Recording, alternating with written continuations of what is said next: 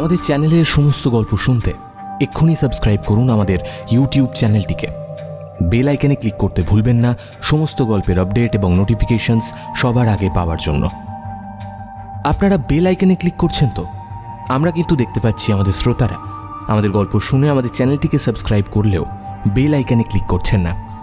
আপনাদের সকলের কাছে আমাদের বিশেষ অনুরোধ, অবশ্যই আমাদের গল্প শুনে চ্যানেলটিকে সাবস্ক্রাইব করার পর বেল আইকনে ক্লিক করে অল নোটিফিকেশনস এই অপশনটি অন করে দেবেন। তাহলে আমাদের সমস্ত গল্পের নোটিফিকেশনস আপনার কাছে পৌঁছে যাবে সবার আগে। জয়েন করতে পারেন ফ্রিকি ফ্রাইডে স্টোরিজকে মাত্র 29 টাকা মাসিক প্ল্যানের মাধ্যমে এবং আমাদের উৎসাহ দিতে পারেন আপনাদের জন্য আরও কিছু অসাধারণ দুর্দান্ত গল্প নিয়ে আসার। নমস্কার, আমি সায়ন্তন। আপনারা শুনছেন ফ্রিকি ফ্রাইডে স্টোরিজ। আজ ফ্রিকি ফ্রাইডে স্টোরিজে আপনারা শুনবেন লেখক শিবাঙ্গনের কলম থেকে একটি দুর্দান্ত ভয়ের গল্প, বিরিঞ্চি মারির মাঠ। আজকের গল্প পাঠ ও গল্পের সূত্রধার আমি সায়ন্তন।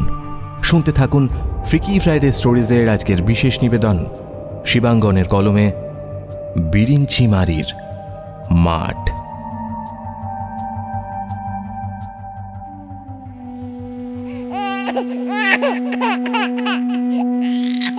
সকাল থেকেই হুড়মু একটু মন খারাপ করে ওর ঘরের দাওয়ায় বসে আছে। বউটা এবারেও একটা মেয়ে সন্তান জন্ম দিয়েছে। নিজের বউকে হুড়মু বারবার সাবধান করেছিল, এবারে যদি একটা ছেলে দিতে না পারে তবে ওর গলা কেটে ন্যাংরা পোতাতে পুঁতে দিয়ে আসবে। যদিও বউটাকে যে একেবারে ভালোবাসে না তা নয়, তবে ওর পরিবারের দিকটাও তো দেখতে হবে। আর ওর বড় শখ ওর ছেলে ওর মতো পালোয়ান হয়ে গ্রামের সর্দার হবে। কিন্তু ওর বউগুলো কোনোদিন ওকে সেই সুখ দিতে পারে না। এখন হুংলুকে দিয়ে ওর একটা ছেলে সন্তান আছে, কিন্তু ওর গ্রাম তাকে পরবর্তী গ্রাম সর্দার মানবে না। বড় আজব এই চিংড়িবাড়ি গ্রামের ইতিহাস, রীতি রেওয়াজ। হুংলুর ছেলেকে গ্রামের লোক তখনই মেনে নেবে যখন হুড়মুর নিজের কোনো পুত্র সন্তান থাকবে, আর যে হবে ওর পরবর্তী উত্তরাধিকার। এখন হুংলুর ছেলে যদি সেই উত্তরাধিকারকে যুদ্ধে পরাস্ত বা নিহত করতে পারে তবে সে হবে পরবর্তী গ্রাম সর্দার, না হলে সমাজ তাকে মেনে নেবে না। যেহেতু হুংলু হুড়মুর নিজের বিয়ে করে আনা বউ নয়, হুংলুকে হুড়মু বিয়ে করেছিল সিতাইকে হারিয়ে। হুড়মুর আগে এই গ্রামের গ্রাম সর্দার ছিল সিতাই, আর হুংলু এই সিতাইয়ের বিয়ে করে আনা বউ। হুড়মু গ্রাম সর্দার হওয়ার জন্য সিতাইকে খুন করে, নিজে ওই সিংহাসনে বসে, আর তখনই হুংলুকেও লাভ করে। সিতাই হুড়মুর সঙ্গে যুদ্ধে পরাস্ত হয়ে মারা গেলে নিয়ম অনুসারে হুংলুকে ওর সাথে সহমরণ যেতে হয়, যদি না হুড়মু ওকে গ্রহণ করে। কিন্তু ওকে প্রথম দেখার মধ্যেই হুড়মু ঠিক করে নিয়েছিল হুংলুকেও মরতে দেবে না, ওর কাছেই রেখে দেবে উপপত্নী করে। তাতে অবশ্য প্রাণ রক্ষাটা হয়, কিন্তু সম্মান রক্ষা হয় না। বলা যায় একরকম হুড়মুর দাসী হয়ে যায় সে।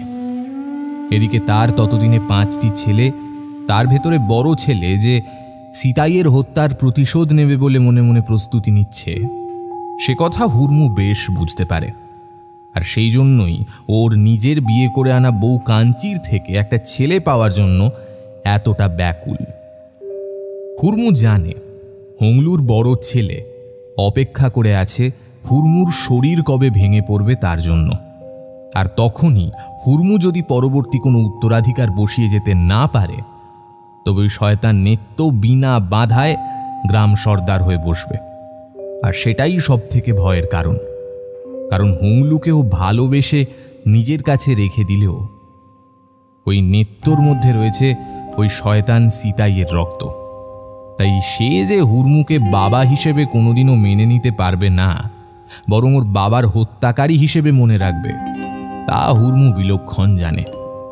তাই নেত্তর থেকে হুড়মুর একটা বিপদের সম্ভাবনা সব সময়ই রয়ে গিয়েছিল।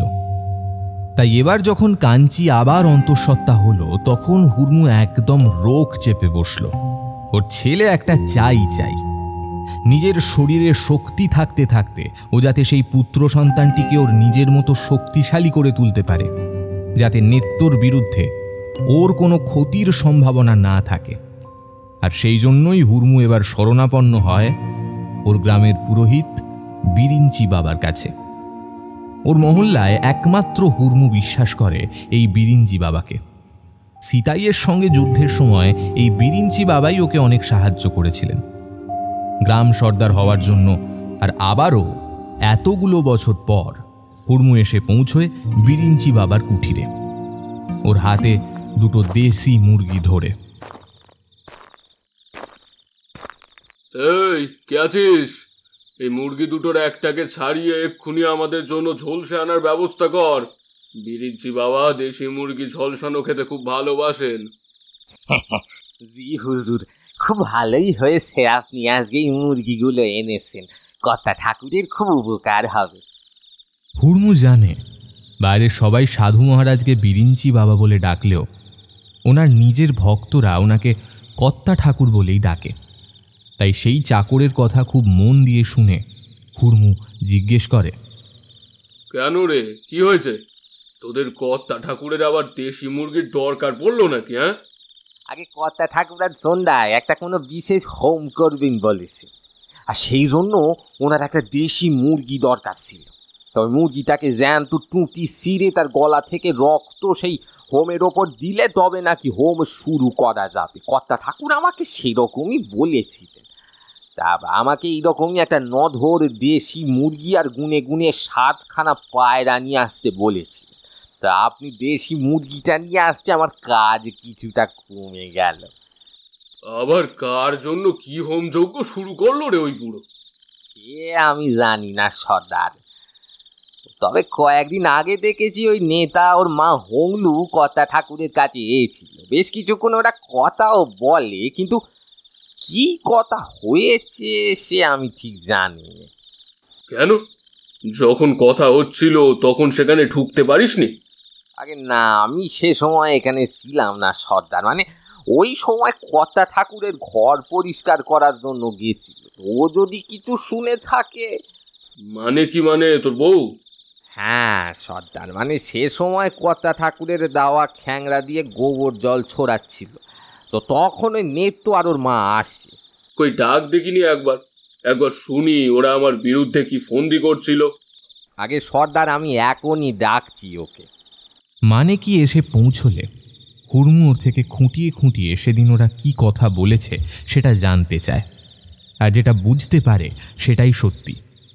ওই হংলু আর নেত্য মিলে বিরিঞ্চি বাবাকে বলেছে উনি যেন এমন ব্যবস্থা করেন যাতে কাঞ্চি কোনোদিনও পুত্র সন্তানের মা হতে না পারে। তাহলে নেত্যর পরবর্তী গ্রাম সর্দার হওয়া কেউ আটকাতে পারবে না। কিন্তু সেই কথা শুনে হুড়মুর পা থেকে মাথা পর্যন্ত জ্বলে যায়। ও কিনা বিরিঞ্চি বাবাকে গ্রামের পথের ধার থেকে তুলে এনে মূল পুরোহিত করেছে, আর সেখানে সেই বিরিঞ্চি বাবাই কিনা ওর বিরুদ্ধে চক্রান্তে সামিল হলো। রাগে অগ্নিশর্মা হয়ে হুড়মু ছুটে যায় বিরিঞ্চি বাবার দিকে। রাস্তা থেকে তুলে এনে রাজা বানিয়েও সেই পেছন থেকে পিঠে ছুরি বসাবে। হুড়মু ঠিক করে ফেলে আর নয়, আজই একটা হেস্তনেস্ত করবেই করবে। দেওয়াল থেকে টাঙিয়ে রাখা লম্বা বলির খাঁড়াটা নিয়ে এক ছুটে এগিয়ে যায় বিরিঞ্চি বাবার দিকে। তারপর বিরিঞ্চি বাবা কিছু বুঝে ওঠার আগেই এক কোপে ওর মাথাটা শরীর থেকে কেটে ফেলে হুড়মু। আর ওর খাঁড়ার আঘাতে ছিটকে পড়া ওনার মাথাটা গড়িয়ে গিয়ে ঠেকে ওনার পূজার বেদিতে। আর সেটা করতে পারার পর মনে মনে বেশ একটা তৃপ্তি হয় হুড়মুর।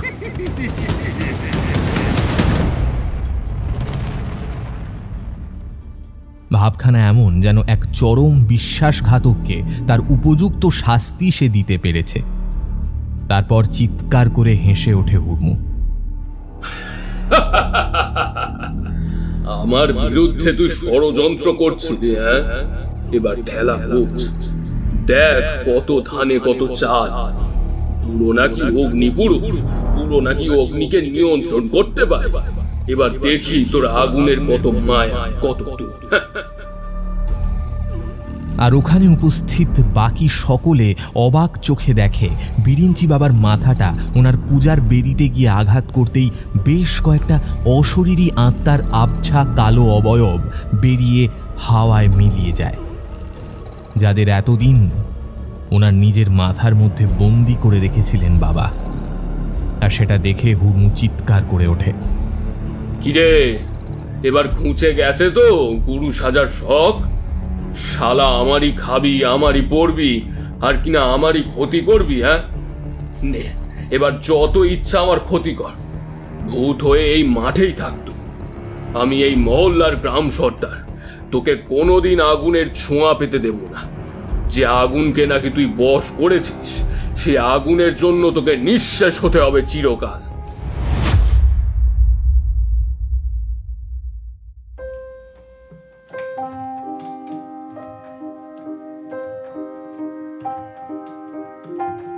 গরমের ছুটি পড়তে না পড়তেই সনাতন আর হারাধন এসে পৌঁছয় সনাতনের মামার বাড়ি প্রতাপগড়ে, প্রতি বছরের মতো।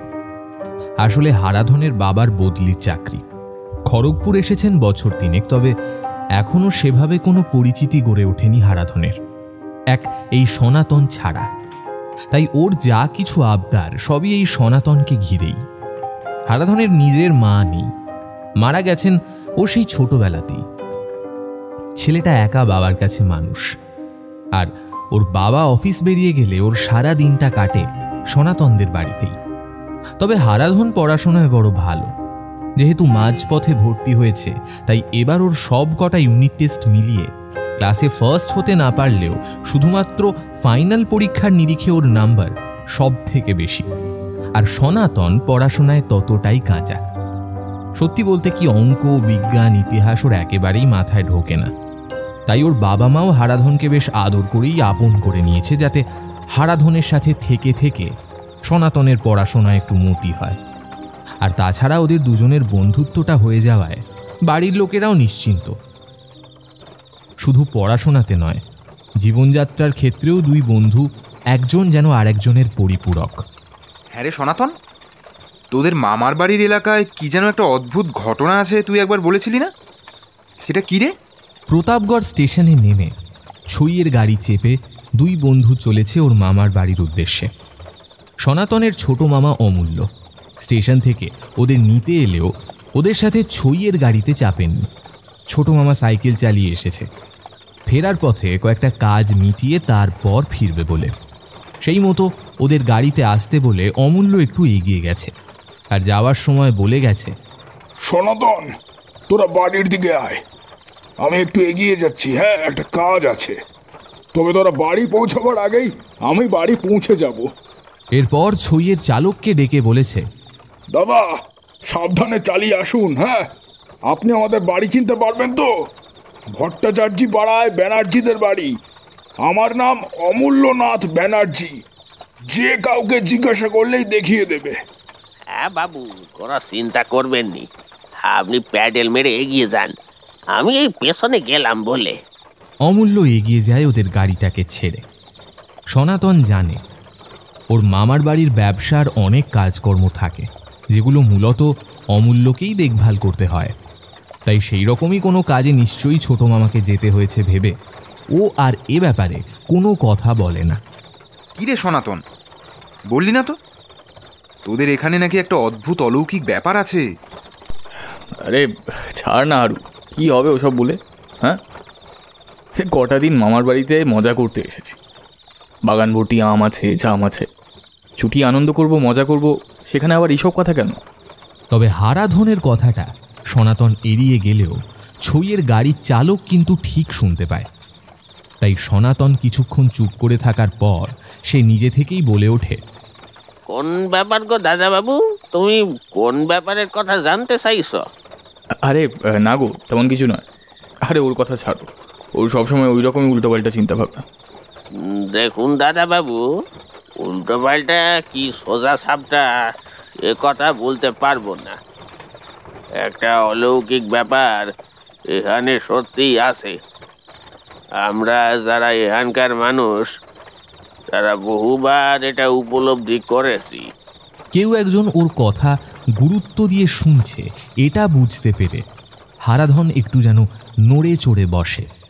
তারপর বলে, আচ্ছা দাদা, এই অলৌকিক বলতে কিরকম ব্যাপার?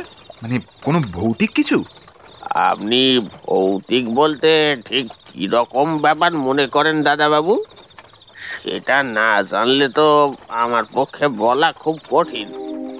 তবে হ্যাঁ, এটা বলতে পারি, এখানকার বহু মানুষ একটা অদৃশ্য শক্তিকে ওই মাঠের ধারে উপলব্ধি করেছে।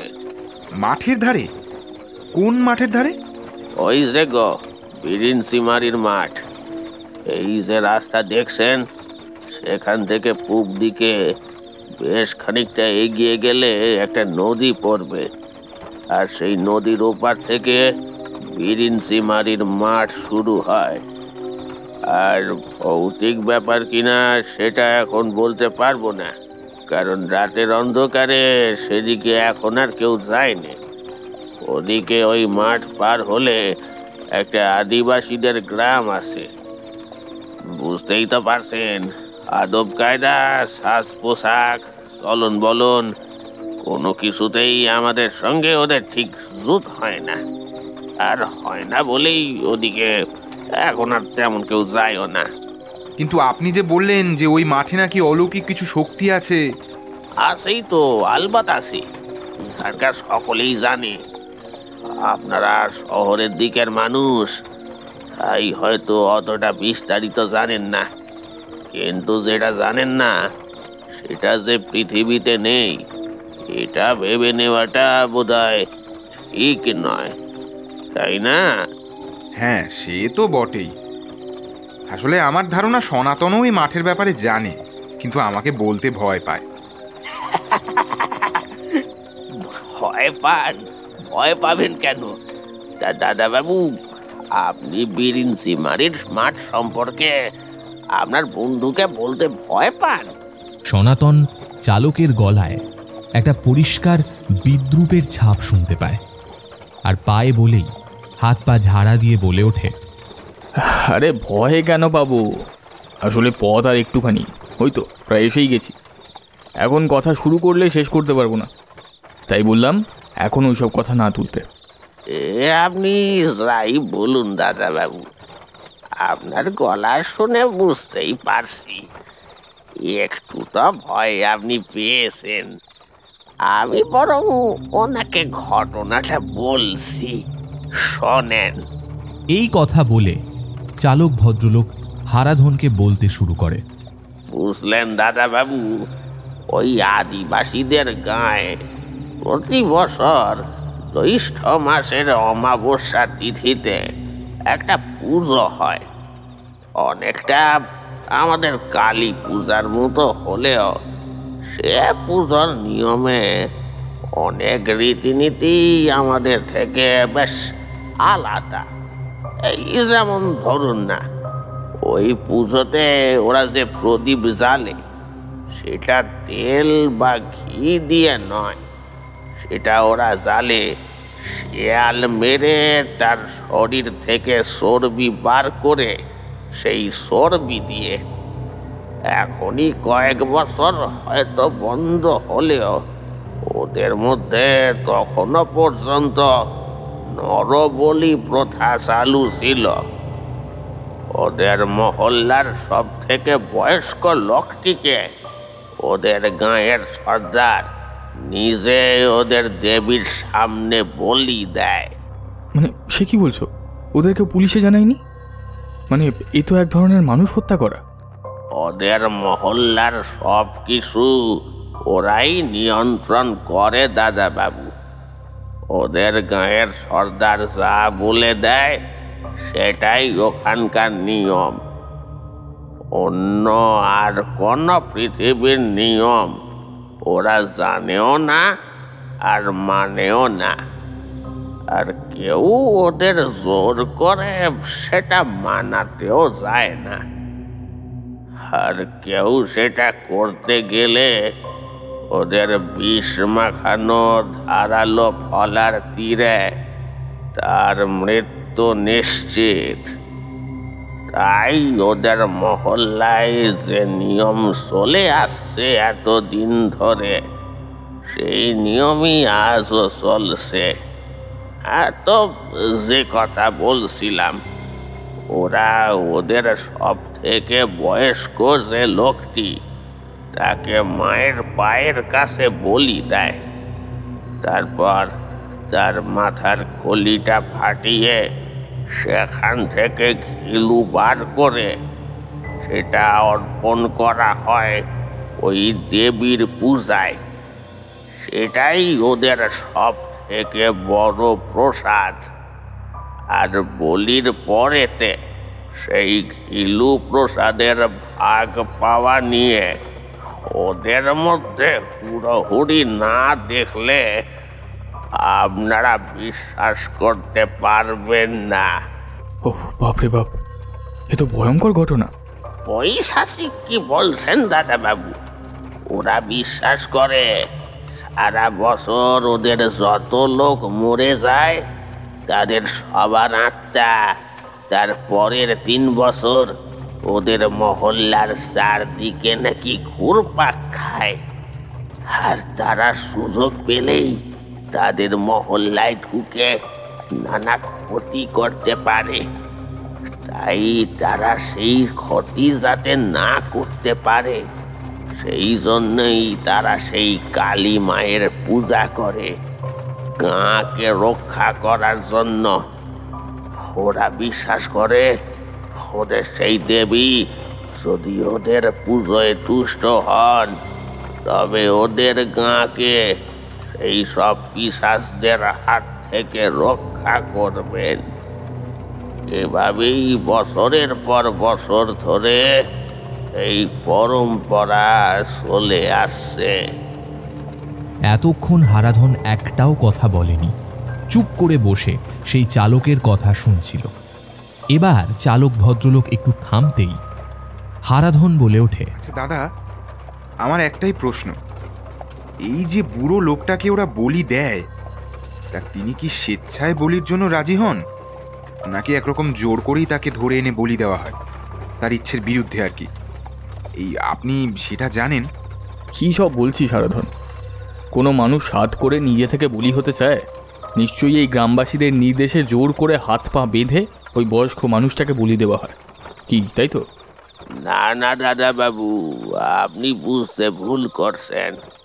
পুজোর সময়তে যে বলি দেওয়া হয় তাতে কারোর কোনো আপত্তি থাকে না, কারণ যাকে বলি দেওয়া হয় তিনি নিজের ইচ্ছায় নিজেরে উৎসর্গ করেন ওদের ওই আরাধ্য দেবী মায়ের কাছে।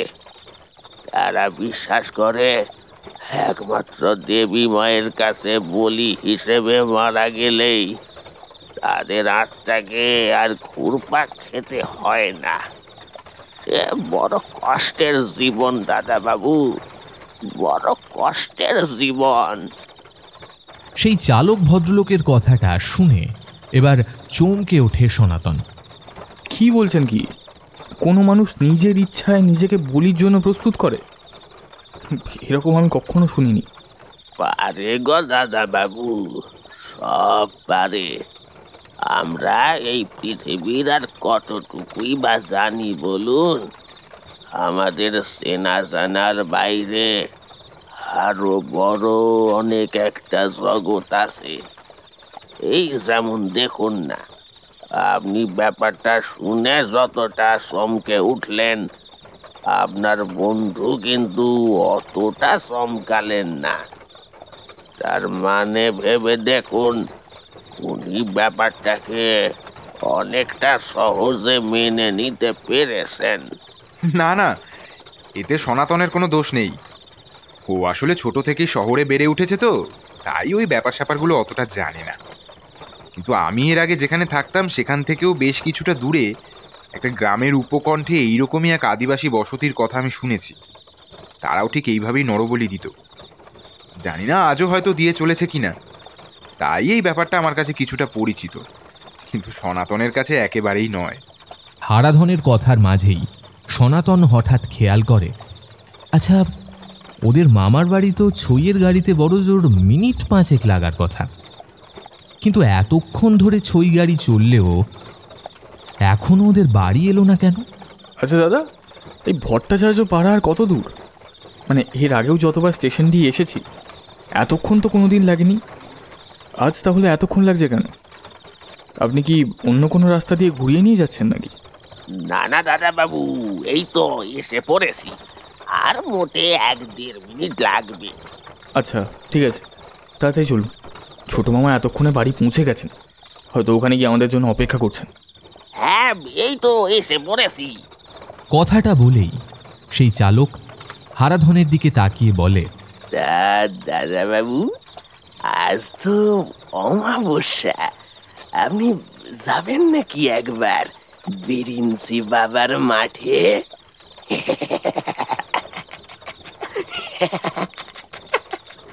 কথাটা বলেই খ্যাঁক খ্যাঁক করে হেসে ওঠে সেই ছই গাড়ির চালক, যাতে বিদ্রুপের ছাপ স্পষ্ট। জানতাম আপনারা শহুরে মানুষ, গায়ে হাওয়া লাগিয়ে ঘুরে বেড়ানোই আপনাদের কাজ, তাই আপনাদের নানা অলৌকিক গল্প শুনতে বেশ ভালোই লাগে। কিন্তু সেই জায়গা থেকে দূরে কোনোদিন সেই জায়গায় গিয়ে দাঁড়াবার সাহস হয় না আপনাদের, সব শুধু মুখের কথা। এই আপনি চুপ করবেন প্লিজ। কেন তখন থেকে বাজে কথা বলে চলেছেন? আমরা এখানে ওইসব শুনতে আসিনি, আমরা এখানে গরমের ছুটি কটা দিন কাটাতে এসেছি, কটা দিন পরেই চলে যাব। বিরিঞ্চি বাবার মাঠে যে যায় সে নিজের ইচ্ছায় যায় বটে, কিন্তু বিরিঞ্চি বাবার ইচ্ছা না হলে আর সে আর নিস্তার নেই দাদা বাবু।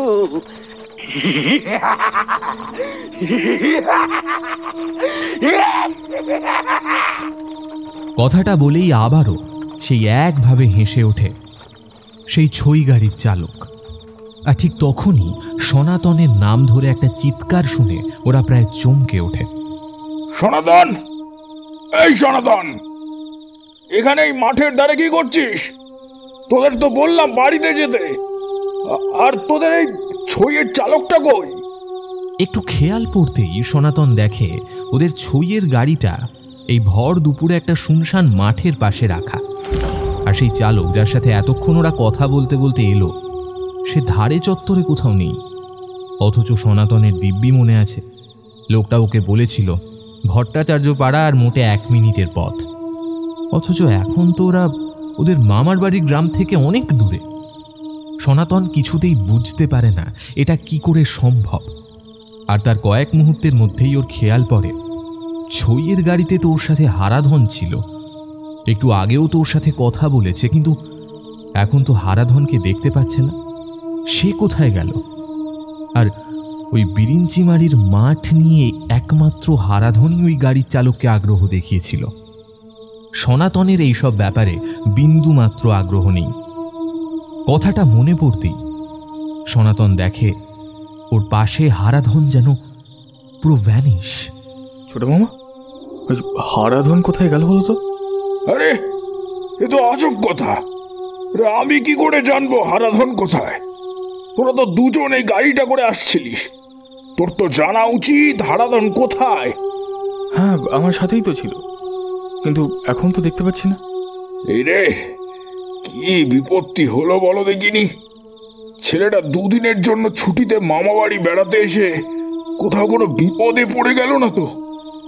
চল তো সনাতন, একটু নদীর দিকটা খুঁজে দেখি, চল।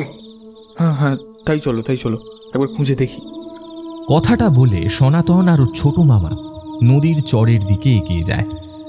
শোনা যায় আগে নাকি এখানে একটা নদী পার হওয়ার সেতু ছিল, কিন্তু রাতের অন্ধকারে ওপাশের আদিবাসীরা সেই সেতু পার করে এপারে চলে আসছে বুঝতে পারার পর গ্রামবাসীরা নিজের হাতে সেই সেতু ভেঙে দেয়।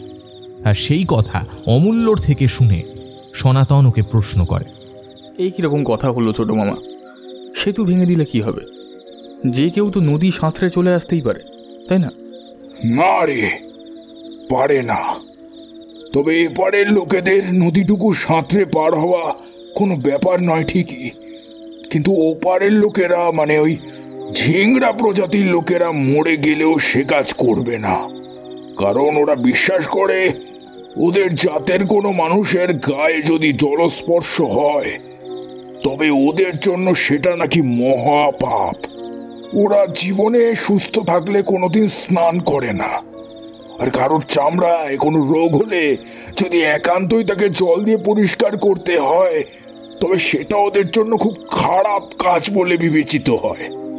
ওরা ওদের সমাজ থেকে সেই লোক বা মহিলাকে তাড়িয়ে দেয় শুধুমাত্র গায়ে জলস্পর্শ করানোর অপরাধে। বাবা, হ্যাঁ, সে কি বলছো গো? তাহলে ওরা জল খায় না? জল না খেয়ে বেঁচে থাকে কি করে? না, সেটা অবশ্যই নয়, তবে ওদের জল খাবার পদ্ধতিটা ভারী অদ্ভুত। শোনা কথা, ওদের গ্রাম মহল্লার ঠিক মাঝখানে একটা বড় কুয়া আছে। ওরা যখন শিয়াল শিকার করে নিয়ে আসে তখন সেই শিয়ালের মাথাটা কেটে তার রক্তটা ওরা ওই কুয়োর মধ্যে ফেলে, যাতে করে ওই রক্তটা জলে মিশে জলটা পুরো লাল হয়ে যায়। তারপর ওরা সেই জল কলসি করে তুলে নিজেদের বাড়িতে রাখে, তারপর খায়। ওদের বিশ্বাস শিয়ালের রক্তে ওই জলটা পবিত্র হয়ে ওঠে, তাই সেই জল খেলে কোনো অপরাধ নেই। সনাতন অবাক বিস্ময়ে শুনতে থাকে ছোট মামার কথা। সত্যি এরকমও ঘটনাই একবিংশ শতাব্দীতে ঘটে? এটাও ভাবতেই পারে না। অবাক বিস্ময়েও বলে ওঠে, তোরা তো এখানে সারা বছর থাকিস না, ওদের মহল্লায় এরকম আরো অনেক ঘটনা ঘটে যেগুলো তোরা বিশ্বাস করতে পারবি না। হ্যাঁ, মানে আমরা যখন আসছিলাম তখন ওই গাড়ির চালক বলছিল ওরা নাকি ওদের কোন একটা পুজোর দিনে ওই মহল্লার সব থেকে বয়স্ক মানুষকে মেরে তার ঘিলু নাকি ঠাকুরকে দান করে, তারপর নাকি সেটা প্রসাদ ভেবে খায়। মানে এটা নাকি ওদের খুব আনন্দের উৎসব। তবে আর বলছি কি, এরকম যে কত আছে তোরা ভাবতেও পারবি না। তবে আমার মাথা এখন খারাপ হয়ে যাচ্ছে শুধু হারাধনকে খুঁজে পাচ্ছি না বলে। ছেলেটা সত্যি যে কোথায় চলে গেল কিছুই মাথায় ঢুকছে না। এপাশ ওপাশ খোঁজাখুঁজি করতে গিয়ে হঠাৎ করে সনাতন শুনতে পায় ওদের পূর্ব দিকে, যেখানে মাটিটা একটু নিচু হয়ে নেমে গেছে, সেই দিক থেকে যেন ও হারাধনের গলার আওয়াজ পাচ্ছে। হারাধন কারোর সাথে কথা বলছে, আর ওর গলার শব্দ পেয়ে সেদিকে ছুটে যায় সনাতন। আর ওকে ওভাবে ছুটে যেতে দেখে ওর পিছু পিছু ছুটে যায় অমূল্য। কি রে হারু, এই হারু, তুই এখানে কি করছিস? আর তুই কখন এলি এখানে? সনাতন দেখে হারাধন সেই নদীর পাড়ে নেমে এক দৃষ্টে নদীর ওপারের দিকে তাকিয়ে দাঁড়িয়ে আছে। সরু নদীটার ওপারেই বিরিঞ্চিমারির মাঠ। আর হঠাৎ করে সনাতনের গলা পেয়ে হারাধনও যেন একটু চমকে ওঠে। হারাধনের এত উদাসীন একটা ব্যবহার পেয়ে বেশ চমকে যায় সনাতন। অবাক হয়ে বলে, মানে কি হয়েছে? মানে তুই জানিস না কি হয়েছে? তুই এখানে কি করে এলি? এবার যেন সনাতনের কথা শুনে হুঁশ ফেরে হারাধনের। সত্যি তো, ওরা তো এসেছিল সনাতনের মামার বাড়িতে ছুটি কাটাবে বলে। সেখানে মামার বাড়ি থেকে এত দূরে একাকী একটা নদীর ধারে কিভাবে এসে পৌঁছল তার কিছুই বুঝে উঠতে পারে না হারাধন। আর এইসব নিয়েই যখন ভাবছে তখন সনাতন ওকে প্রশ্ন করে, কিন্তু তুই কার সাথে কথা বলছিলি? আমি তো তোর কথা শুনেই এদিকে এলাম, কিন্তু এই দিকে তো কাউকে দেখতে পাচ্ছি না। আমি কথা বলছিলাম? কার সাথে কথা বলবো? তো শুনতে কোথাও ভুল হয়েছে, আমি কারোর সাথেই কথা বলিনি। ওদিকে অমূল্য ততক্ষণে বুঝতে পারে সনাতন আর হারাধনের সাথে এমন কিছু একটা ঘটেছে যেটা একেবারেই অভিপ্রেত নয়। তাই ওর সহজ বুদ্ধিতেও যেটা বোঝে সেটা হলো যত তাড়াতাড়ি সম্ভব ওদের এই নদীর ধার থেকে দূরে বাড়ি নিয়ে যেতে হবে। তাই ওদের কথার মাঝেই অমূল্য তাড়া লাগায়, শোন তোরা, এখানে কথা না বাড়িয়ে তাড়াতাড়ি বাড়ি চল। তোদের জন্য বাড়িতে সকলে অপেক্ষা করে আছে। আর সব থেকে বড় কথা হলো, বেলা কত হলো খেয়াল আছে? দুপুরে স্নান টান করে কিছু খাবি তো নাকি? তারপর না হয় অনেক গল্পগুজব করা যাবে ক্ষণ। অমূল্যর কথা শুনে হারাধন আর সনাতন সাথে সাথে নদীর পার থেকে উঠে আসে আর সেখান থেকে হাঁটা দেয় মামার বাড়ির উদ্দেশ্যে। আর আসার পথে ঘাড় ঘুরিয়ে দেখে ছইয়ের গাড়িটা তখনও সেই নদীর চরের ওপর একটা বড় পাথরে হেলান দিয়ে রাখা, আর তার চালককে কোথাও খুঁজে পাওয়া যায় না। অবশ্য সেই সময় খোঁজার চেষ্টাও ওরা করে না। সত্যি ওদের বেশ খিদে পেয়েছে, তাই ওরা ঠিক করে আপাতত বাড়ি পৌঁছে স্নান করে কিছু খেতে হবে। ওখান থেকে প্রায় আধা ঘন্টার হাঁটা পথ সনাতনের মামার বাড়ি। আর এই নদীর দিকে বেশি কোনো লোকজন আসে না বলেই এদিকে কোনো ভ্যান রিক্সা বা ছইয়ের গাড়ি থাকে না। অমূল্যর কাছে একটা সাইকেল থাকলেও একজনকেও কেরিয়ারে বসিয়ে নিতে পারবে, আর একজনকে হাঁটতে হবে। তাই সেই ঝুঁকি না নিয়ে ওরা ঠিক করে তিনজনেই হেঁটে ফিরবে। আর সেই মতো ওরা হাঁটতে শুরু করে। কিন্তু মামার বাড়ি পৌঁছানোর পর বাঁধে হুলুস্থুল কাণ্ড। ওদের এতক্ষণ বাড়ি ফিরতে না দেখে বাড়ির সকলেই চিন্তায় পড়ে গিয়েছিল। সেই থেকে বড় মামা, মামি, মিষ্টি মাসি একেবারে হামলে পড়ে ওদের ওপর। আর সব থেকে বেশি চিন্তায় ছিল মিষ্টি মাসি। আসলে হারাধনের সঙ্গে মিষ্টি মাসির বেশ জমে। দুজনেই পড়াশোনা নিয়ে থাকে। জেনারেল নলেজ, কুইজ এইসব নিয়ে ওদের অনেক আলোচনা হয়। সনাতনের খুব একটা ভালো না লাগলেও একরকম বাধ্য হয়ে শুনতে হয় ওকে। আর ও সুযোগ পেলেই পালিয়ে যায় মামাদের কাছে। কিরে, তোদের এত দেরি হলো কেন রে? আমরা তো ভাবছি এই বুঝি ছোটদা ওদের নিয়ে আসবে। এখানে তোদের কোনো পাত্তাই নেই। ব্যাপারটা কি? হ্যাঁ, অমূল্য জানতো ও যদি সকালের ঘটনা বাড়িতে বলে তাহলে মিছিমিছি একটা ভয়ের পরিবেশ তৈরি হবে। তাই তখনই সব কিছু না বলে ও ব্যাপারটা সামাল দেয়, এরকমভাবে যেন ওরা যে ছইয়ের গাড়িটায় আসছিল তার টায়ার পাঞ্চার হয়ে গিয়েছিল। তারপর রাস্তায় সারিয়ে আসতে গিয়ে দেরি হয়ে গেল। তারপর ওরা টুকটাক কথাবার্তা বলে যে যার মতো স্নান করতে চলে যায়। আর ওর মামার বাড়ির সকলেও ওদের জন্য না খেয়ে বসেছিল। এখন ওরা তিনজন যদি বাথরুমে স্নান করতে ঢোকে তাহলে এক এক করে স্নান মেটাতে অনেক দেরি হয়ে যাবে। এই ভেবে ঠিক করে তিনজনেই পাশের পুকুরে স্নান করে আসবে। এক, তাতে সময় বাঁচবে, আর দ্বিতীয়ত অনেক দিন পুকুরে ডুব দিয়ে স্নান করা হয়নি, সেই স্বাদটাও মিটবে। সেই ভেবে ওরা হাতে গামছা নিয়ে বাড়িতে পরার জামা কাপড় নিয়ে এগিয়ে যায় পুকুরের দিকে। শোন, আজ কিন্তু আর বেশি দেরি করা যাবে না। তাড়াতাড়ি করে কয়েকটা ডুব দিয়ে উঠে পড়তে হবে। কালকে সকাল সকাল এসে না হয় পুকুরে অনেকক্ষণ সাঁতার কাটা যাবে এখন। সেই মতোই ঠিক হয়। ওরা সেদিনের মতো কয়েকটা ডুব দিয়ে উঠে পড়বে। তবে ওরা ইচ্ছে করলেই যে সেটা হবে তা তো নয়। সনাতন আর অমূল্য পুকুরের সিঁড়ি ধরে ডুব দিলেও হাতের কয়েকটা ঝটকা দিয়ে একটু মাঝখানের দিকে এগিয়ে যায় হারাধন। আর পুকুরের মাঝামাঝি পৌঁছতে ও বুঝতে পারে ওর পা দুটো কেউ যেন টেনে ধরে আছে পুকুরের নিচে। ও বেশ কয়েকবার পায়ে ঝটকা দিয়ে সেটা ছাড়াবার চেষ্টা করলেও কিছুতেই পেরে ওঠে না। প্রাথমিকভাবে ওর মনে হয় কোনো কচুরিপানায় ওর পা হয়তো জড়িয়ে গেছে, কিন্তু পরক্ষণের মধ্যেই ওর খেয়াল পড়ে ব্যাপারটা তা নয়। কোনো কচুরিপানা ওকে এভাবে আষ্টে পৃষ্ঠে জড়িয়ে ধরতে পারে না। দুটো হাত জলের তলা থেকে ওর পা দুটো ধরে টানছে, আর ও ধীরে ধীরে সেই টানের কারণে পুকুরের মাঝখানে এগিয়ে যাচ্ছে। কিরে হারু, তোকে যে ছোট মামা বললো আজকে পুকুরের মাঝের দিকে যাস না, হ্যাঁ তুই সেই মাঝখানে যাচ্ছিস? সনাতনের ধমক খেয়ে যেন সম্বিত ফেরে হারাধনের। ও এতক্ষণ বুঝতে পারলেও মুখে কিছু বলতে পারছিল না। আপ্রাণ চেষ্টা করে নিজের শরীরটাকে ভাসিয়ে রাখার চেষ্টা করছিল জলের ওপরে। হ্যাঁ হ্যাঁ হ্যাঁ হ্যাঁ, এই তো আমি উঠে পড়েছি। এই বলে ওর ডান পা দিয়ে ওর বাঁ পায়ে একটা সজোরে আঘাত করতেই হারাধন বুঝতে পারে পাটাকে টেনে ধরে রাখা হাতটা যেন হঠাৎ খুলে গেল। আর এই সুযোগে খুব তাড়াতাড়ি সাঁতার কেটে ও এগিয়ে আসে পাড়ের দিকে। সিঁড়িতে উঠে গা হাত পা গামছা দিয়ে মুছে ওই সবার আগে বাড়ির দিকে রওনা দেয়। আর ওর পিছু পিছু এগিয়ে যায় অমূল্য আর সনাতন।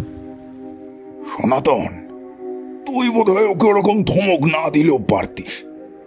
বেচারার বোধহয় রাগ হয়ে গেল।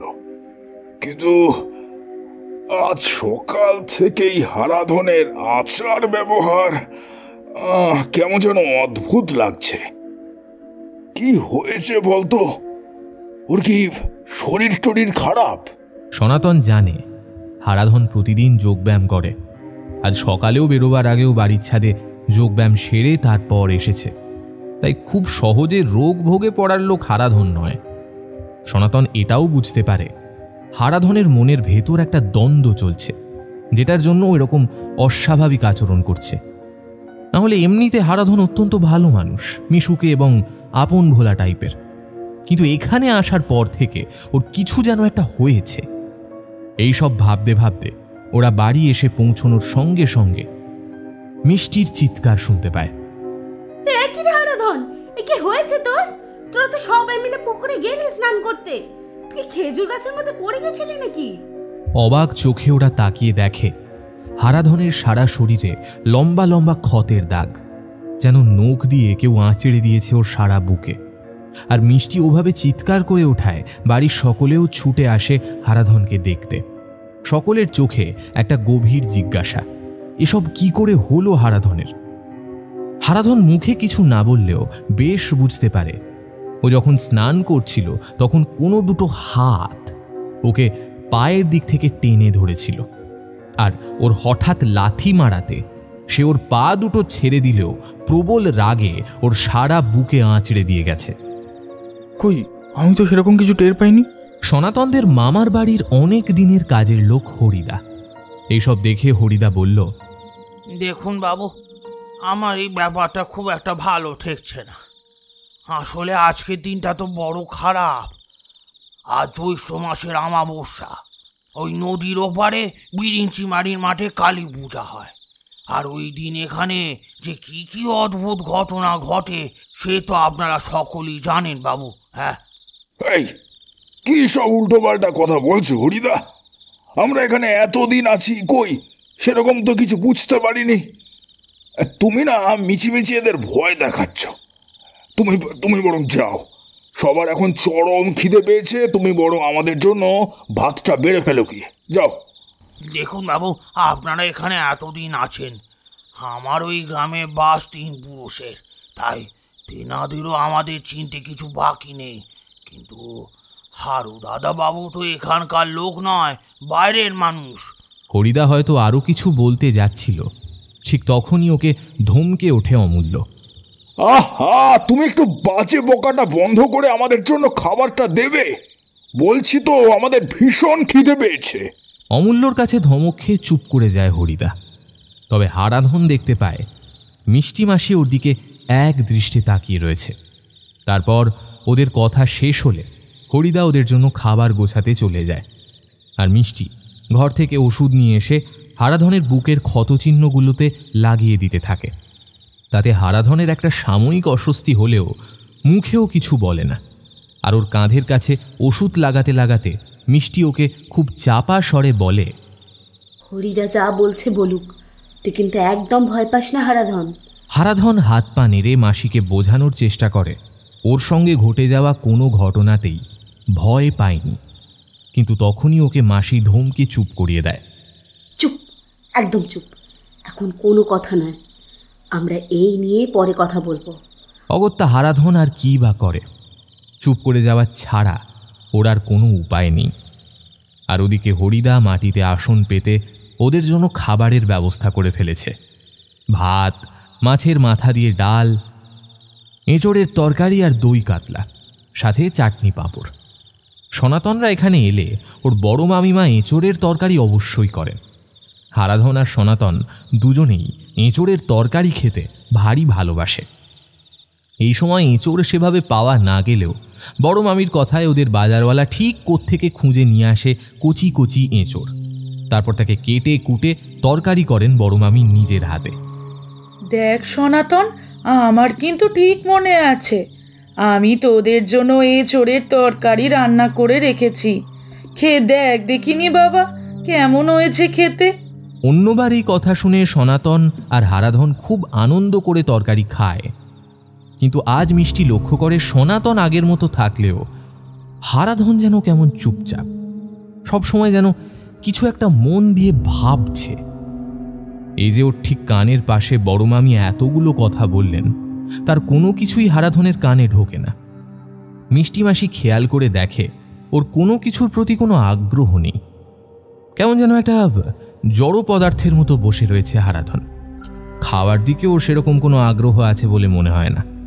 তবে সেই পরিস্থিতিতে মিষ্টি ওকে কিছু আর বলে না। সবাই চুপচাপ খেয়ে উঠে গেলে সনাতন আর হারাধন ওদের যে বসার ঘর আছে সেখানে চৌকিতে শুয়ে পড়ে। তবে মিষ্টি জানতো হারাধনের আজ ঘুম হবে না, তাই ঘণ্টাখানেক পর মিষ্টি মাসি ফিরে আসে বৈঠকখানাতে আর এসে দেখে সনাতন বেশ নাক ডাকিয়ে ঘুমোচ্ছে, আর হারাধন চৌকির ওপর বসে জানালা দিয়ে বাইরে তাকিয়ে আছে উদাস হয়ে। মিষ্টি মাসি ওকে দেখেই বুঝতে পারে ওর শরীরটা এখানে থাকলেও মনটা পড়ে আছে বাইরে কোথাও, আর সেটা কোথায় সেটা না জানতে পারা পর্যন্ত ও যে শান্তি পাবে না সেটাও মিষ্টি ভালো করেই জানে। তবে তখনকার মতো কিছু বলে না, নিজের ঘরে ফিরে যায়। সন্ধেবেলা তেলে ভাজা দিয়ে মুড়ি মাখা হলে সবাই মিলে হই হই করে সেটা নিয়ে বসে। তবে তখনও ওরা সকলেই খেয়াল করে যে হারাধন যেন একটু বেশি চুপচাপ, যেটা সম্পূর্ণভাবে ওর স্বভাব বিরুদ্ধ। যাই হোক, এইভাবে মোটামুটি সন্ধেটা কাটলে মনে মনে ওরা রাতের জন্য প্রস্তুত হতে থাকে। তার কারণ হরিদার বলে যাওয়া কিছু কথা। ওরা তখন সবে খেতে বসেছে আর হরিদা ওদের খাবারের থালায় খাবারগুলো বাড়ছে। ঠিক তখনই হরিদা বলে ওঠে, দাদা বাবুরা, আজ তো বিরিঞ্চিমারি মাঠে কালী পুজো, তা আপনারা খাওয়া দাওয়ার পরে কেউ যাবেন নাকি পুজো দেখতে? হ্যাঁ, তোমার পুরো বয়সে ভীমরতি ধরেছে হরিদা। আমরা আবার কবে গিয়ে ওই পুজো দেখতে গেছি যে আজকে যাব? এ কি চন্দননগরের জগদ্ধাত্রী পুজো নাকি, যে দূর দূর থেকে লোকেরা ঠাকুর দেখতে আসবে? না, ভাবলাম দাদা বাবুরা শহরের লোক, রক্তের তেজ অনেক, হয়তো বা বলেই বসবে যে ওদের পুজো দেখতেই যাবে। অবশ্য সে না যাওয়াই ভালো, বলা তো যায় না ওই সব পুজোয় কি আবার কি নতুন বাধা বিপত্তি হয়। হরিদার এমন অপ্রাসঙ্গিক কথায় সকলে বেশ বিরক্ত হলেও হারাধন চুপ করে কথাগুলো শুনছিল। সে একটুও বিরক্ত হয়নি, বরং ও মনে মনে তখনই পরিকল্পনা করে, সত্যি তো একবার ওদের পুজো কেমন হয় সেটা দেখলে তো হয়। আর সেই মতো কিছু একটা বলতে যাওয়ার উপক্রম করতেই সনাতন আবারও ওকে ঝাঁঝিয়ে ওঠে। একদম বাড়াবাড়ি করবি না হারু, দেখছিস না মামারা সবাই তোকে বারণ করছে। আর এই গ্রাম থেকে কোনো সভ্য মানুষ ওই সব পুজোয় যায় না, আর তাছাড়া যেতে গেলে ওই বিরিঞ্চির মাঠ পার হয়ে যেতে হবে। তুই কি ভাবতে পারছিস কত বড় বিপদের সম্ভাবনা হতে পারে? আমি তোকে বলে দিচ্ছি, তুই কিন্তু যাবি না। সনাতনের কাছে ধমক খেয়ে হারাধন তখনকার মতো চুপ করে গেলেও মিষ্টি ওকে দেখেই বুঝতে পারে ওর মনে মনে একটা পরিকল্পনা চলছে। আর সেই কারণেই খাওয়া থেকে উঠে মিষ্টিমাসি সব কিছু ব্যবস্থা করতে এগিয়ে যায়। এমনিতে প্রতিদিন সদর দরজা বড় মামাই তালা দিলেও সেদিন মিষ্টি নিজে দেবে বলে চাবি রেখে দেয় নিজের কাছে, আর তারপর নিজের সাইকেলটা সদর দরজার ঠিক পাশে রেখে দেয়। কারণ মনে মনে সে বুঝতে পারে হারাধন ওই পুজো দেখতে যাওয়ার একটা চেষ্টা করবেই। ওর চোখ মুখ কেমন যেন অস্বাভাবিক। হঠাৎ করে মিষ্টির মনে হয় হারাধনের আচার আচরণ সকাল থেকেই একটু অস্বাভাবিক। তারপর পুকুরে স্নান করতে নেমে ওর গায়ে সেই আঁচড়ের দাগ, সব কিছু মিলিয়ে ওর মনে হয় হারাধন যেন ঠিক প্রকৃতস্থ নেই। ওর ভেতরে যেন অন্য কোনো একটা সত্তা কাজ করছে। যদিও তারপর নিজের ঘরে শুতে চলে গেলেও মিষ্টি দু চোখের পাতা এক করতে পারে না। দোতলায় ওর ঘর থেকে ওদের বাড়ির বৈঠকখানাটা সরাসরি দেখতে পাওয়া যায়। ও এক দৃষ্টে তাকিয়ে থাকে বৈঠকখানার কাঁচের জানলার দিকে, আর বুঝতে পারে রাত বাড়ার সাথে সাথে ঘরের ভেতরে কোনো একটা মানুষ খুব অস্বাভাবিকভাবে ঘরের মধ্যে পায়চারি করতে শুরু করেছে। জানলার কাঁচ দিয়ে আবছা একটা মানুষের অবয়ব মিষ্টি বুঝতে পারে, আর সেটা বুঝতে পারার পরেই পা টিপে টিপে ও এগিয়ে আসে বৈঠকখানার দিকে। আর দেখে ওর ধারণাই ঠিক, ঘরের মধ্যে হারাধন ভয়ঙ্করভাবে অস্থির হয়ে ছোটাছুটি করছে। ও যেন কোনো একটা শিকল ছিঁড়ে বেরোতে চাইছে।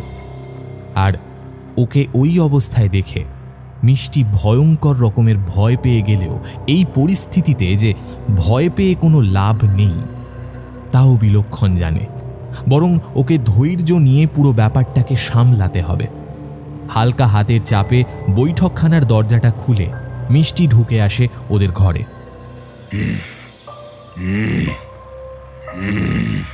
আর তখনই ও শুনতে পায় হারাধন রাগে গজগজ করছে। কারোর প্রতি যেন ওর মনের ভেতরে একটা ভয়ঙ্কর রাগ। ওর কথার মধ্যে অনেক অশ্রাব্য গালাগালির ব্যবহার করছে ও, যেটা ওকে করতে কোনোদিন শোনেনি মিষ্টি। আর ঘরের ভেতর মিষ্টি ঢুকে আসার পরেও হারাধনের মধ্যে কোনো রকম পরিবর্তনও দেখতে পায় না। মিষ্টি বুঝতে পারে হারাধন এখন আর এই জগতেই নেই। রক্তমাংসের মানুষটা হারাধন হলেও ওর ভেতরে যে রয়েছে সে অন্য কেউ। তাই মনে সাহস সঞ্চয় করে ধীর পায়ে ওর কানের কাছে গিয়ে মিষ্টি বলে, তুই কি বিরিঞ্চিমারির মাঠে যাবি? মিষ্টি খেয়াল করে দেখে বিরিঞ্চিমারির মাঠ। কথাটা শুনেই কেমন যেন একটা চঞ্চল হয়ে ওঠে হারাধন। ওর চোখের দৃষ্টিটা বদলে যায়। একটু আগে অবধি ওর চোখে মুখে যে আক্রোশ ফুটে উঠেছিল এখন তা অনেকটাই অসহায়তাতে ভরে যায়। সদর দরজার চাবি আমি আমার কাছে নিয়ে রেখেছি, আর সদর দরজার পাশে সাইকেলও রাখা আছে, তুই চাইলে যেতে পারিস। কথাটা শুনে হারাধনের চোখ মুখ সম্পূর্ণভাবে বদলে যায়। কোনো হিংস্র জীবকে যদি কোথাও খাঁচায় বদ্ধ করে রাখা হয় তাহলে তার মধ্যে যেমন হিংস্রতা কয়েক গুণ বৃদ্ধি পায়, ঠিক তেমনই হারাধন এবার প্রায় চিৎকার করে ওঠে। ঝড়ের গতিতে ছুটে যায় সদর দরজার দিকে। কোনো রকমে ওর পাশে ছুটে গিয়ে মিষ্টি দরজা খুলে দিলেই দরজা দিয়ে বেরিয়ে যায় হারাধন। তারপর ভয়ঙ্কর বেগে ও সাইকেল চালাতে শুরু করে নদীর দিকে। আর বাড়ির সদর দরজায় স্তম্ভিতের মতো দাঁড়িয়ে থাকে মিষ্টি। ও ঠিক করলো না ভুল করলো সেই বোধ ওর এখন আর নেই, কিন্তু এটা বুঝতে পারছিল আজ রাতে বিরিঞ্চিমারির মাঠে হারাধনকে যেতেই হবে। আর সেটা করার জন্য হারাধন যা খুশি করতে পারে। ঝড়ের গতিতে সাইকেল চালিয়ে এসে সেই নদীর পাড়ে পৌঁছয় হারাধন। আর ওর জন্য তখন নদীর ঘাটে অপেক্ষা করে রয়েছে একটা দাঁড় টানা নৌকো। এই নৌকোর মাঝি আজ শুধুমাত্র হারাধনকে নদী পার করে দেবে বলে উঠে এসেছে কালের অতল থেকে। না হলে এই নদী পেরোতে কোনো মানুষ আসে না। আজ এতদিন পর মধ্যরাত্রে নদী পেরোতে এসেছে হারাধন, তাই তাকে তো তার প্রয়োজন মতো জিনিস প্রস্তুত করে দিতেই হবে। তুই এসেছিস? এসেছি। আমি তো সকালেই তোমাকে বললাম আমি আসব। যেভাবে পারি আমি আজ আসবই। আজ আমাকে ওই পুজোতে যাবার পথে যে আটকাবে তাকে শেষ করে দিয়ে আমি এগিয়ে যাব। সে তো ঠিক কথা বাবা, নিজের পুজো অন্য কারোর হাতে দেখতে কি ভালো লাগে। আয় নৌকায় বস, আমি তোকে পার করে দিচ্ছি নদী। কোনো কথা না বাড়িয়ে চুপচাপ নৌকোয় উঠে বসে হারাধন। আর সেই মাঝি তার দাঁড় বাওয়া শুরু করে। জলের মধ্যে ছলাৎ ছলাৎ করে দাঁড়ের শব্দ। আর ততক্ষণে মিষ্টি মাসির থেকে সমস্ত কথা শুনে ওদের বাড়ির লোকেরা নদীর পাড়ে এসে পৌঁছেছে। বড় মামা অমূল্য, সনাতন, হরিদার ওদের পথ দেখিয়ে এনেছে মিষ্টি। তাই হারাধনকে ওভাবে নৌকোয় উঠে নদীতে ভেসে যেতে দেখে ওর নাম ধরে চিৎকার করে ওঠে সনাতন।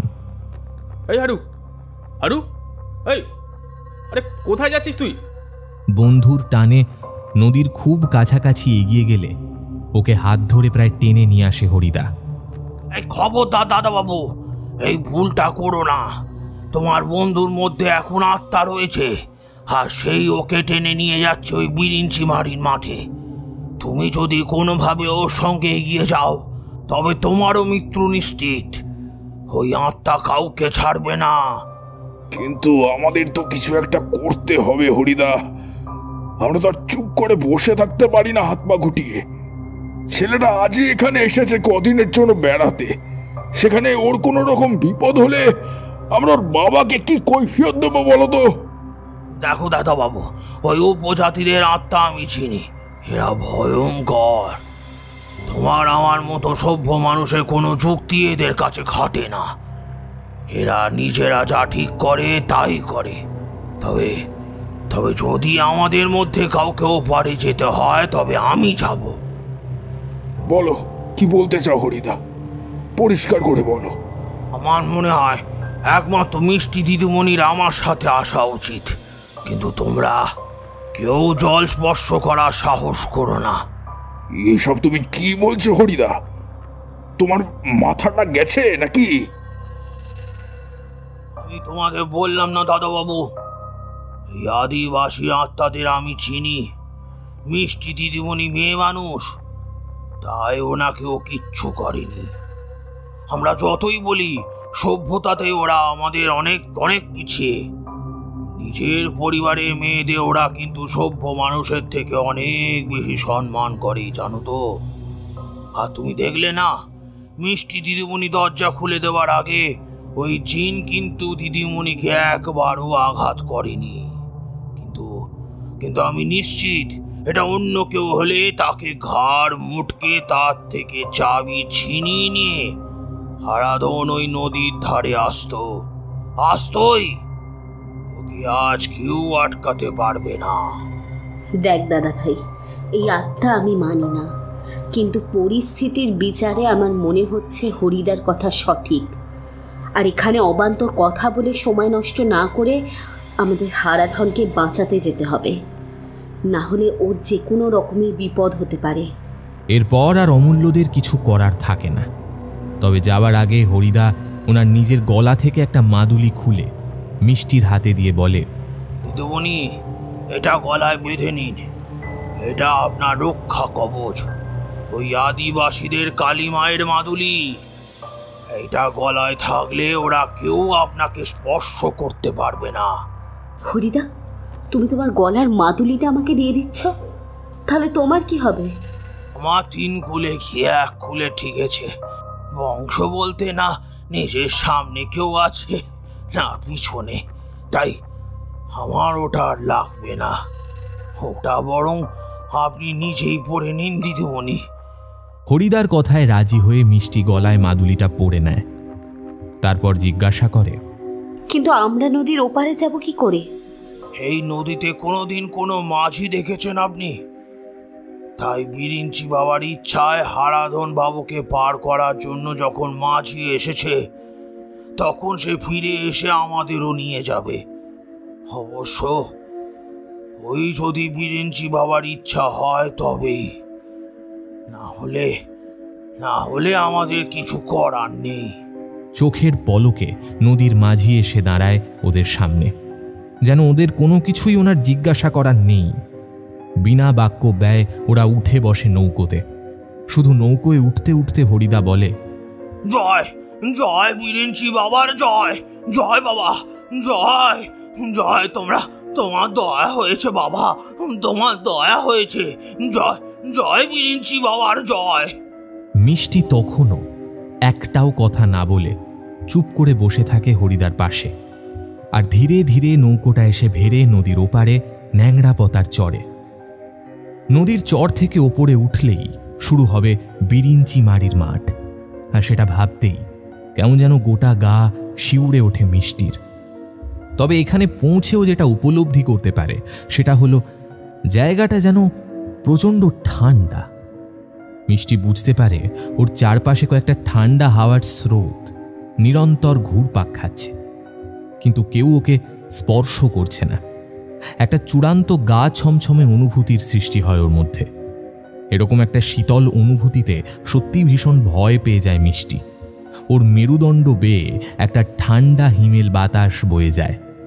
এমনিতে জ্যৈষ্ঠ মাস হওয়ায় গ্রামে বেশ গরম, তাই সাথে কোনো ঠান্ডা জামা কাপড় নেই। আর থাকলেও যেই ঠান্ডার থেকে তাকে রক্ষা করতে পারবে এমনটা নয়। নদীর চর বেয়ে কয়েক পা এগোতেই হঠাৎ মিষ্টি দেখতে পায় ওর থেকে একটু দূরে হারাধন দাঁড়িয়ে। চারপাশটা ঘুটঘুটে অন্ধকার হওয়ায় প্রথমে কিছুই প্রায় দেখতে পাওয়া যাচ্ছে না। মিষ্টি অবাক হয়ে দেখে ও একটু আগেই নদীর ওপারে যখন এসে দাঁড়িয়েছিল তখন আকাশে একটা বিচ্ছুরিত আলো ছিল। চোখটা সয়ে যাওয়ার পর সেই আলোয় আশেপাশের কিছু দেখতে পাওয়া যাচ্ছিল, কিন্তু এপারে পৌঁছবার পর চারপাশটা নিকষ কালো অন্ধকারে ঢেকে গেছে। দুহাত দূরের কোনো জিনিসও দেখতে পাওয়া যাচ্ছে না, শুধুমাত্র হারাধনকে ছাড়া। আর ওকে দেখেই মিষ্টি ওর নাম ধরে ডেকে উঠতে গেলে হরিদা প্রায় লাফিয়ে উঠে ওর মুখটা টিপে ধরে আর ওকে ইঙ্গিত করে হারাধন কি করছে সেটা শুধু দেখার জন্য। মিষ্টি দেখতে পায় হারাধন মাটিতে বসে পাগলের মতো দুহাত দিয়ে মাটিটা খুঁড়ে চলেছে। ওকে দেখে মনে হচ্ছে ওর কোনো মহামূল্যবান বস্তু যেন মাটির তলায় চাপা পড়ে গেছে, যেটা খোঁজার জন্য ও এখানে এসেছে। আর এভাবে বেশ কিছুক্ষণ মাটি খোঁড়ার পর হারাধন মাটির তলার গর্ত থেকে যেটা বের করে আনে সেটা দেখে মিষ্টির আত্মারাম খাঁচা ছাড়া হওয়ার জোগাড়। ওর হাতে ধরা তখন একটা নরকরটি, আর সেটা দেখতে পেয়ে হরিদা আবারও দুহাত তুলে প্রণাম করে চিৎকার করে ওঠেন, জয় জয় বিরিঞ্চি বাবা, জয় জয় বাবা, জয় বিরিঞ্চি বাবার জয়। মিষ্টি বুঝতে পারে হারাধনের হাতে ধরা সেই নরকরটিটা আর কারণ নয়, স্বয়ং বিরিঞ্চি বাবার। গ্রাম সর্দার হুরমু একদিন যেটা ধর থেকে আলাদা করে দিয়েছিল, আর এই মাথাটা এই বিরিঞ্চিমারির মাঠে কোথাও লুকোনো ছিল। আর সেটা খুঁজে বের করার জন্যই হারাধনের মধ্যে দিয়ে সে ফিরে আসে, কারণ যতক্ষণ না ওনার সমগ্র শরীরটা দাহ করা হচ্ছে ততক্ষণ উনি মুক্তি পাচ্ছেন না। আর সেই কারণেই বিরিঞ্চি বাবার এই ফিরে আসা। তবে এখানেই ওদের চমকের শেষ নেই। সেই মাথাটা মাটি থেকে তুলে নিয়ে হারাধন পাগলের মতো দৌড়তে শুরু করে পূর্বমুখে, আর একরকম বাধ্য হয়ে ওকে অনুসরণ করে হরিদা আর মিষ্টি। কিন্তু ওরা জানে কোনো মানুষের পক্ষে ছুটে হারাধনকে অনুসরণ করা সম্ভব নয়, তার গতি এতটাই বেশি। ওদের চারপাশে ঘূর্ণায়মান সেই সমস্ত শীতল আত্মার দল ওদের হাওয়ার বেগে ভাসিয়ে নিয়ে আসে হারাধনের পিছু পিছু। কয়েক মুহূর্তের মধ্যেই ওরা এসে পৌঁছয় ওদের সেই কালী পুজোর জায়গায়। তবে সেখানে পৌঁছে মিষ্টি প্রায় চমকে ওঠে। এটা কি? এটা কি এই পৃথিবীর মধ্যের কোনো অংশ, নাকি সম্পূর্ণ ভিন্ন কোনো গ্রহ? আফ্রিকার জঙ্গলে কিংবা আন্দামান নিকোবর এরকম হিংস্র আদিবাসীদের কথা শুনতে পাওয়া যায়, কিন্তু আজ ওদের গ্রাম বাংলার মধ্যেও যে এরকম কিছু থাকতে পারে সেটা ওর ধারণার বাইরে ছিল। লোকগুলোকে দেখে প্রচণ্ড ভয় পেয়ে যায় মিষ্টি। ওখানে উপস্থিত সকলেরই গায়ের রং মিশমিশে কালো, গায়ে নানা উজ্জ্বল রঙের উল্কি আঁকা। পরনের পোশাক বলতে সেইভাবে কিচ্ছু নেই বললেই চলে, তবে অলংকারের বাহার দেখে বেশ অবাক হতে হয়। নানা পশুর হাড় দিয়ে তৈরি করা ওদের অলংকার, নাক কান গলায় মোটা মোটা হাড়ের মালা। পুজোর বেদির মাঝখানে একটা বিরাট বড় অগ্নিকুণ্ডে দাউ দাউ করে জ্বলছে আগুনের শিখা, আর তার থেকে ভয়ঙ্কর একটা গন্ধ উঠে আসছে। মিষ্টি শুনেছে ওরা এই যে আগুন জ্বালায় তাতে জ্বালানি হিসেবে ব্যবহার করা হয় শেয়ালের চর্বি, আর চারপাশে বেশ কয়েকটা বাঁশের খুঁটি পুঁতে তাতে আস্ত পশুদের ঝুলিয়ে দেওয়া হয় ঝলসানোর জন্য। সেটাই ওদের এই উৎসবের রাতের আহার। এত পৈশাচী, এত নির্মম কোনো স্থান যে হতে পারে মিষ্টির কোনো ধারণাই ছিল না। ওরা দূরে একটা বাঁশঝাড়ের মধ্যে আড়াল থেকে লুকিয়ে ওদের সেই সব কাণ্ড দেখতে থাকে। তখনই হঠাৎ করে ওদের বেশ কয়েকটা উচ্চস্বরে বাদ্যযন্ত্র বেজে ওঠে। দিদিমণি সাবধান, ওদের পুজো এবার শুরু হতে চলেছে। এখানে ওদের মধ্যে থেকে একজনের ভেতরে মা কালী ভর হবে, আর সেই ভর হওয়া মানুষটার উদ্দেশ্যেই বলি দিয়ে তার মাথার ঘিলু অর্পণ করবে গ্রাম সর্দার। মিষ্টি অবাক চোখে দেখে একজন মিশমিশে কালো মহিলা, মুখে একটা অদ্ভুত মুখোশ পড়েছে, আর তার মাথার ওপরে দুটো বড় বড় শিং। খুব সম্ভবত কোনো বড় জংলি মহিষের করটি থেকে তৈরি করা এই মুকুটটা। আর সে মাটিতে বসে কেমন যেন অদ্ভুতভাবে ছটফট করছে। তখনই এগিয়ে আসে গ্রাম সর্দার, হাতে একটা ধারালো খাঁড়া নিয়ে। মিষ্টি বুঝতে পারে লোকটা এবার বলি দিতে যাচ্ছে, আর সেই বলি দেওয়ার পর মাথা ফাটিয়ে তার ঘিলু সে অর্পণ করবে তাদের দেবীর উদ্দেশ্যে। সেই গ্রাম সর্দারের এগিয়ে যাওয়ার পথ অনুসরণ করে মিষ্টি দেখতে পায় একটা বয়স্ক লোককে সেখানে বেঁধে রাখা হয়েছে, পাছে বলির ভয়ে সে পালিয়ে যেতে না পারে তাই। আর এই সব বিভৎস দৃশ্য দেখতে দেখতে হঠাৎ মিষ্টির খেয়াল পড়ে হারাধন কোথায়। হারাধন তো ওই অগ্নিশিখার কাছাকাছি এগিয়ে গিয়েছিল, কিন্তু এখন সে কোথায়? সে কথা মনে হতেই বাঁশের ঝোপ থেকে কয়েক কদম এগিয়ে যায় মিষ্টি হারাধনের খোঁজে। ঠিক সেই মুহূর্তেই ঘটে সব থেকে বড় বিপদ। বাঁশ গাছের জঙ্গল থেকে বেরিয়ে আসার জন্য ওকে দেখতে পেয়ে যায় ওই উপজাতি আদিবাসীদের লোকজন। আর ওকে দেখতে পেয়েই বিকট চিৎকার করে ওঠে সেই লোকগুলো। ওরা ততক্ষণে বুঝতে পেরেছে ওদের সমাজের বাইরের কেউ ওদের মধ্যে ঢুকে পড়েছে এবং ওদের গুপ্ত পূজা পদ্ধতি দেখে ফেলেছে। আর ওদের নিয়ম অনুসারে এটা ভয়ঙ্কর শাস্তিযোগ্য অপরাধ। গ্রাম সর্দার আর তাকে অনুসরণ করে আরও বেশ কিছু লোক হাতে ধারালো অস্ত্র নিয়ে ছুটে আসে মিষ্টির দিকে। আর সেই পরিস্থিতিতে ঠিক কী করা উচিত সেই বিষয়ে কোনো ধারণা মিষ্টির নেই। হতবাক হয়ে মিষ্টি দাঁড়িয়ে থাকে সেই উন্মত্ত হিংস্র জনতার মধ্যে। তাদের মাথা থেকে তাদের পুজো তখন উধাও। তখন তাদের একটাই ইচ্ছে, মিষ্টিকে তাদের ধরতে হবে। আর ঠিক সেই মুহূর্তে বাঁশগাছের ঝোপের উল্টো দিক থেকে ছুটে বেরিয়ে আসে হারাধন। ওর হাতে ধরা সেই নরকরটিটা ও ছুঁড়ে দেয় জ্বলন্ত অগ্নিকুণ্ডের মধ্যে। আর সেটা অগ্নিকুণ্ডে স্পর্শ করার সাথে সাথে সেই শিখা কয়েক গুণ আকারে বড় হয়ে দাউ দাউ করে আবার জ্বলে ওঠে। ওখানে উপস্থিত সকলে দেখতে পায় সেই অগ্নিকুণ্ড থেকে একজন বৃদ্ধ বয়স্ক অগ্নিপুরুষ বের হয়ে আসেন।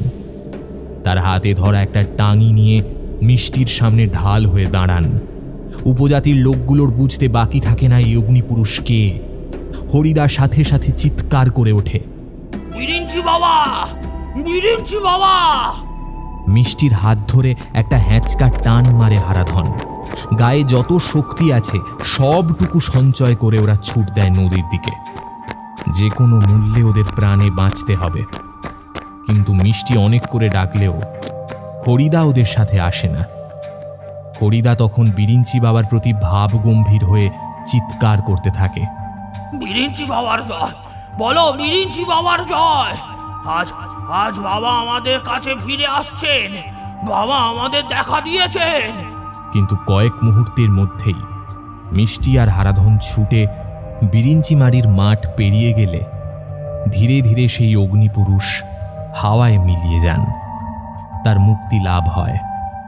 আর ততক্ষণে সেই উপজাতির দল নিজেদের সম্বিত কাটিয়ে স্বমহিমায় ফিরে এসেছে। আর শিকার হাত থেকে পালিয়ে গেছে বুঝতে পারার পরেই তারা ঝাঁপিয়ে পড়ে হরিদার ওপর। তবে হরিদার তখন আর কোনো বাহ্যিক জ্ঞান নেই। সে তখনও উদাত্ত কণ্ঠে বিরিঞ্চি বাবার নামে জয়ধ্বনি করে চলেছে, বলো বলো বিরিঞ্চি বাবার জয়! বলো বলো বিরিঞ্চি বাবার জয়! কিন্তু ভাগ্যের এমন পরিহাস, হরিদার মুখের ভাষা বুঝতে পারে না সেই আদিবাসীরা। তারা তাদের সমস্ত আক্রোশ নিয়ে ঝাঁপিয়ে পড়ে হরিদার ওপর। তার কারণ ওরা একটু আগে ক্ষণিকের জন্য চোখের সামনে যা দেখেছে সেটাকে মনে করে এই হরিদারই তৈরি করা কোনো কালা জাদু। মিষ্টি আর হারাধন বিরিঞ্চিমারির মাঠ দিয়ে ছুটতে ছুটতে শেষবারের জন্য শুনতে পায় হরিদার আর্ত চিৎকার। ওরা বুঝতে পারে হরিদার অন্তিম পরিণতি কি হয়েছে। সেই নদীর চর অবধি পৌঁছে ওরা দেখে ঘাটে আবারও সেই নৌকো নিয়ে মাঝি দাঁড়িয়ে, যেন নৌকোটা ওদের জন্যই অপেক্ষা করে আছে।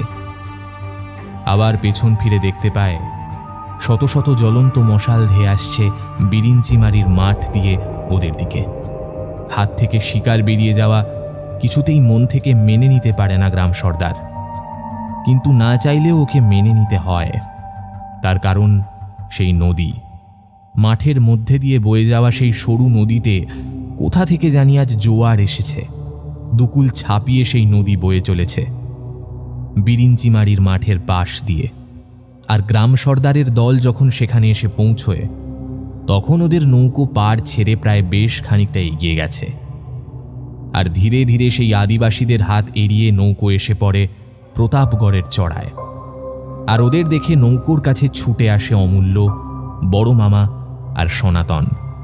হারাধন আর মিষ্টি তখন ভয়ঙ্কর রকমের ক্লান্ত, যারা নিজেদের শরীরটাকে টেনে নিয়ে যাওয়ার ক্ষমতা ওদের আর নেই।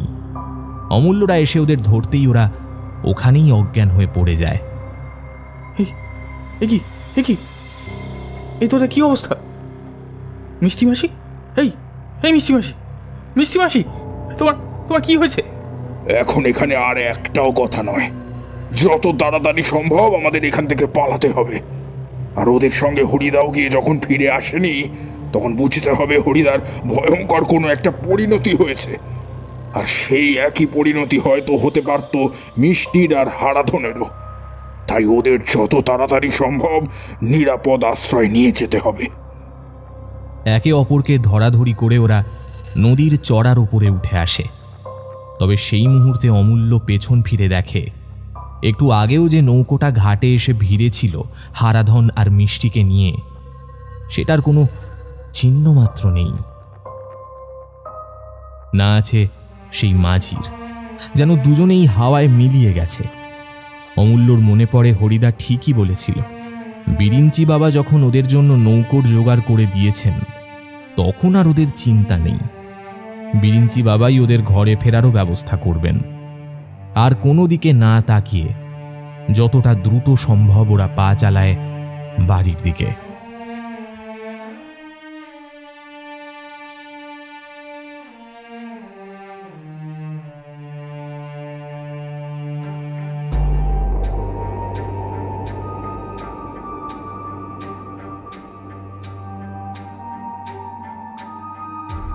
এতক্ষণ আপনারা শুনছিলেন বিরিঞ্চি মারির মাঠ, রচনা শিবাঙ্কন।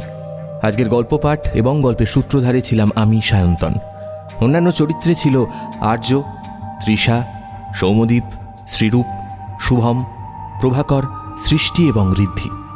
এই গল্পের নাট্যরূপ নির্মাণে ছিল অনিন্দিতা, শব্দ সংযোজনে ছিল সৃজা, আবহ সঙ্গীত ও স্পেশাল এফেক্টসে ছিল আর্য। এই গল্পের প্রচ্ছদ নির্মাণ করেছে শুভদীপ বন্দ্যোপাধ্যায়। কেমন লাগলো আজকের গল্পটা অবশ্যই জানাতে পারেন কমেন্টের মাধ্যমে। যদি গল্পটি ভালো লেগে থাকে অবশ্যই ভিডিওটিকে একটি লাইক করে দেবেন, চ্যানেলটা সাবস্ক্রাইব করতে ভুলবেন না, বেল আইকনে ক্লিক করে দেবেন আমাদের সমস্ত গল্পের আপডেট সবার আগে পাওয়ার জন্য। আর হ্যাঁ, আমাদের মেম্বারশিপগুলো নিতে কিন্তু ভুলবেন না, কারণ এখন শুধুমাত্র আমাদের এক্সক্লুসিভ মেম্বারদের জন্য থাকছে বিশেষ কিছু গল্প, যেগুলো শুধুমাত্র শুনতে পাবেন আমাদের এক্সক্লুসিভ মেম্বাররা। এবং তার মধ্যে রয়েছে আপনাদের সকলের প্রিয় শুভদা চরিত্রের একটি গল্প। তাই অবশ্যই মেম্বারশিপটা নিন, আমাদের সাথে থাকুন।